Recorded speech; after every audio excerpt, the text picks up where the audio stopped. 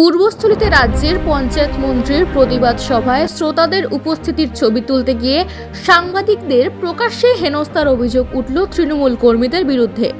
ঘটনাটি ঘটেছে পূর্বস্থলী উত্তরে তৃণমূল বিধায়কের সামনেই। সেখানে এক মহিলা সাংবাদিকের হাত থেকে মোবাইল ফোন কেড়ে তা মাটিতে ছুঁড়ে ফেলা হয়। আরেক সাংবাদিকের কলার চেপে ধরে তাকে খুনের হুমকি দেন কালেখাতলা ২ নম্বর অঞ্চল তৃণমূলের সভাপতি সমীর সাহা। এছাড়া অন্যান্য তৃণমূল কর্মীরাও সাংবাদিকদের হেনস্থা করেছে বলে অভিযোগ। নিজেদের ব্যর্থতা ঢাকতে সাংবাদিকদের দালাল দালাল বলে চিৎকার করতে থাকেন তৃণমূল কর্মীরা। এই ঘটনাকে ঘিরেই এলাকা জুড়ে তীব্র চাঞ্চল্য ছড়িয়েছে।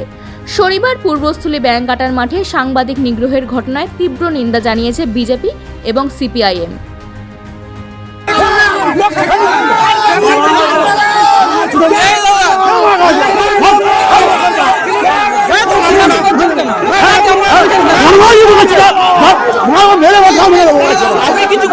আমি কিছু করেছি আপনি এরকম করছেন কেন?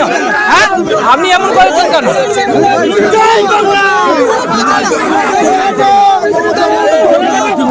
স্থানীয় সূত্রের খবর, রাজ্যে মাধ্যমিক পরীক্ষার 40 ঘন্টা আগে পূর্বস্থলী রেল স্টেশন সংলগ্ন ব্যাংকাটার মাঠে শনিবার বিকেল 3টে নাগাদ প্রতিবাদ সভা করে তৃণমূল কংগ্রেস। ওই সভায় প্রধান বক্তা হিসেবে ছিলেন রাজ্যের পঞ্চায়েত মন্ত্রী প্রদীপ মজুমদার। জনসভায় শুরুতে প্রথম পর্যায়ে বিভিন্ন অঞ্চলের স্বনির্ভর গোষ্ঠীর মহিলারা উপস্থিত থাকলেও পঞ্চায়েত মন্ত্রীর বক্তব্য দেওয়ার সময় দেখা যায় যে শ্রোতার সংখ্যা মেরে কেটে 200 থেকে 300 জন। সাংবাদিকরা পিছনে গিয়ে সেই ছবি তুলতেই তৃণমূল কর্মীরা রেড়ে করে তেড়ে আসে। এক মহিলা সাংবাদিকের হাত থেকে মোবাইল ফোন কেড়ে নিয়ে মাটিতে আছাড় ফেলে তারা। মোবাইলে তোলা ছবি ডিলিট করতে বাধ্য করানো হয়। দালাল দালাল চিৎকার করে তাদের বিরুদ্ধে অশ্লীল ভাষায় গালাগালি শুরু করে তৃণমূল কর্মীরা। এমনকি এক সাংবাদিককে জামার কলার চেপে ধরে খুনের হুমকি দেওয়া হয় বলেও অভিযোগ। ঘটনার স্থলে তৃণমূল বিধায়ক উপস্থিত থাকলেও তিনি হেনস্থার বিষয়টির দিকে কোনো আমল দিতে চাননি। আর এই বিষয়টি নিয়েই সাংবাদিক মহলে প্রচণ্ড ক্ষোভের সৃষ্টি হয়েছে। জেলা সহ শহর রাজ্য স্তরে সাংবাদিকরা এই ঘটনার তীব্র নিন্দা জানিয়েছেন। সিপিআইএম এর প্রাক্তন বিধায়ক প্রদীপ সাহা, বিজেপি রাজ্য কিষাণ মোর্চার সভাপতি রাজীব ভৌমিক এই ঘটনার তীব্র নিন্দা জানিয়েছেন। আজকে যেটা দেখলাম পূর্বস্থলী আমাদের যে মাঠটাকে প্রচলিতভাবে ব্যাংকাটার মাঠ বলে স্বীকৃত আর কি, প্রচলিতভাবে ওটাই আমরা বলি, ওই মাঠে তৃণমূল কংগ্রেসের যে সভা ছিল, এই সভায় তৃণমূল কংগ্রেসের এখন যে কঙ্কালসার অবস্থা সেটা প্রকাশিত হয়েছে। অত বড় একজন মন্ত্রীকে নিয়ে এসে বিরাট এলাকার ঘিরে টিরে বসেছিল, 200 লোকেরও জমায়েত হয়নি। সাংবাদিকরা এই ছবি যখনই তুলতে গেছে এবং প্রশ্ন করেছে আপনাদের লোকজন একটু কম হয়েছে কেন, আমরা তো দেখতে পেলাম, শুনতে পেলাম, এবং আমি পরে ওই বিভিন্ন মিডিয়ার মাধ্যমে সেই ছবিগুলো আমাদের সমাজ মাধ্যমে তো ছড়িয়ে পড়েছে, তাতে লোকজন কম হয়। তিনি প্রশ্ন তুলেছিলেন এত লোক কম হলো কেন। আমরা লক্ষ্য করলাম যে সেই সাংবাদিককে মারধর করা হলো, তার ফোন কেড়ে নেওয়া হয়েছে। আরেকজন বোধহয় সিএন চ্যানেলের একজন সাংবাদিক ছিল, দেব বোধহয় তার নাম, যতদূর আমি জানি, তাকেও মারধর করা হয়েছে, ধাক্কা দেওয়া হয়েছে।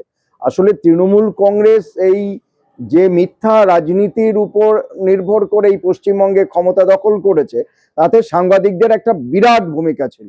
এখন সাংবাদিকরা যখন কিছু কথাবার্তা তাদের তুলে ধরছে, তখন সাংবাদিকরা সব খারাপ হয়ে গেছে। তাই সাংবাদিকদের উপর আক্রমণ শুরু হয়েছে। আসলে এটা শেষের শুরু। গণতন্ত্রের চতুর্থ স্তম্ভ হচ্ছে সংবাদ মাধ্যম।